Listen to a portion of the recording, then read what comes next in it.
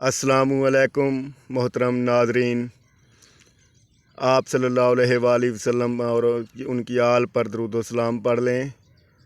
امام طبرانی معجم کبیر میں حدیث 7412، امام حاکم المستدرک میں حدیث نمبر 6562، ابن اسیر اسد الغابہ میں 2507 پر روایت بیان کرتے ہیں کہ حضرت صعصع بن ناجیہ در رسول اللہ صلی اللہ علیہ وآلہ وسلم پر کلمہ پڑھنے آئے۔ مسلمان ہونے کے بعد نبی کریم صلی اللہ علیہ وآلہ وسلم کی بارگاہ میں عرض کرنے لگے، یا رسول اللہ، ایک بات پوچھنی ہے۔ حضور صلی اللہ علیہ وآلہ وسلم نے فرمایا، پوچھو۔ کہنے لگے، یا رسول اللہ، دور جاہلیت میں ہم نے جو نیکیاں کی ہیں ان کا بھی اللہ ہمیں اجر عطا کرے گا، کیا اس کا بھی اجر ملے گا؟ تو نبی کریم صلی اللہ علیہ وآلہ وسلم نے فرمایا، تو بتاؤ تو نے کیا نیکی کی؟ کہنے لگے، یا رسول اللہ، میں اونٹوں کا تاجر ہوں، میرے پاس کافی اونٹ ہیں۔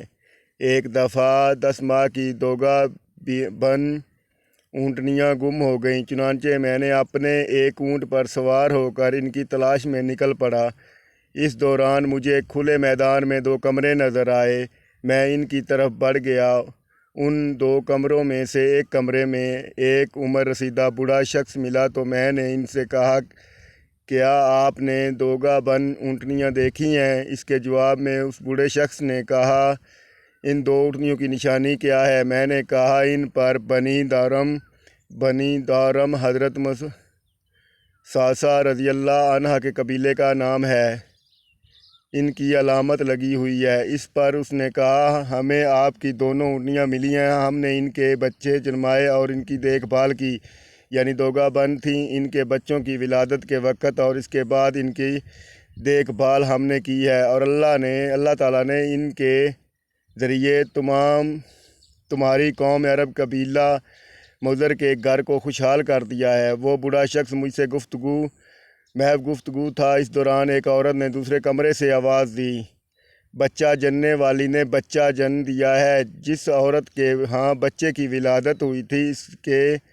ہاں بچے کی ولادت ہوئی ہے۔ یہ سن کر اس بوڑھے نے کہا، کیا جنا ہے؟ اگر لڑکا جنا ہے تو وہ ہمارے ساتھ ہمارے قوم میں شریک ہوگا، اور اگر لڑکی ہوئی تو اس کو دفن کر دو۔ اس کے جواب میں اس عورت نے کہا، لڑکی ہے۔ میں نے کہا، یہ زندہ درگور ہونے والی بچی کون ہے؟ اس بوڑھے نے کہا، میری بیٹی ہے۔ میں نے کہا، میں تم سے اس بچی کو خرید لیتا ہوں۔ اس بوڑھے نے کہا، اے تمیمی، کیا تم مجھ سے کیا کہنا چاہتے ہو؟ کیا تم مجھے اپنی لڑکی بیچو گے؟ حالانکہ میں نے تمہیں بتلا دیا کہ میں عرب قبیلے کا مضر کا آدمی ہوں۔ گویا یہ ہماری شان کے خلاف ہے کہ ہم اپنی لڑکی کو بیچ دیں۔ تب میں نے کہا تم سے تمہاری لڑکی کو بطور ملکیت نہیں خرید رہا ہوں، بلکہ میں تو صرف اس کی روح خرید رہا ہوں کہ تم اس کو قتل نہ کرو۔ اس بوڑھے نے کہا، تمہیں کتنی قیمت میں خریدو گے؟ میں نے کہا، میں اپنی ان 2 اونٹنیوں اور ان کے 2 بچوں کے عوض اس بچی کی روح کو خریدتا ہوں۔ اس بوڑھے نے کہا، کیا تم اپنے اس اونٹ کو بھی قیمت میں شامل کرو گے؟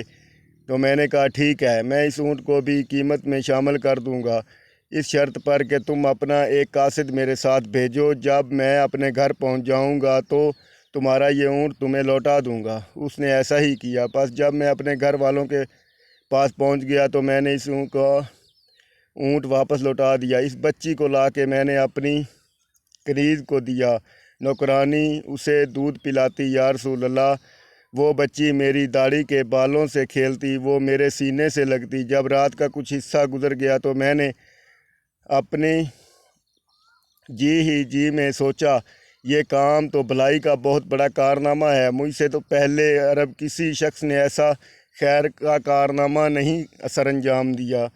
پھر میں لگاتار اس خیر کے کام میں لگ گیا، چنانچہ اسلام کے ظاہر ہونے تک میں نے 360 بچیوں کی جان بچائی۔ ہر ایک بچی کو دوگا بن اونٹنیوں اور ایک اونٹ کے بدلے میں خریدتا تھا۔ اس طرح میرے پاس 360 بچیاں جمع ہو گئیں، اور اب میرے پاس 360 بچیاں ہیں جن کی کفالت میں کر رہا ہوں، جن میں سے کچھ کی شادی ہو گئی ہیں اور کچھ جوان ہیں، اور کچھ ابھی بچیاں ہیں۔ حضور صلی اللہ علیہ وآلہ وسلم مجھے بتائیں کیا میرا مالک مجھے اس کا اجر دے گا؟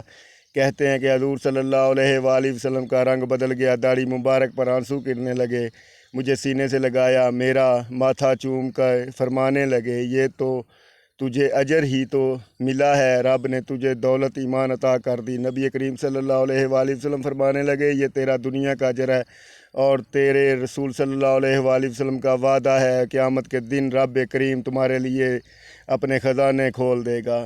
دوستو اگر کوئی غلطی ہو تو معاف کرنا میرے بھائی، ہماری ویڈیو سبسکرائب اور شیئر لازمی کریں تاکہ پیغام دوسروں تک بھی پہنچے۔ اللہ حافظ۔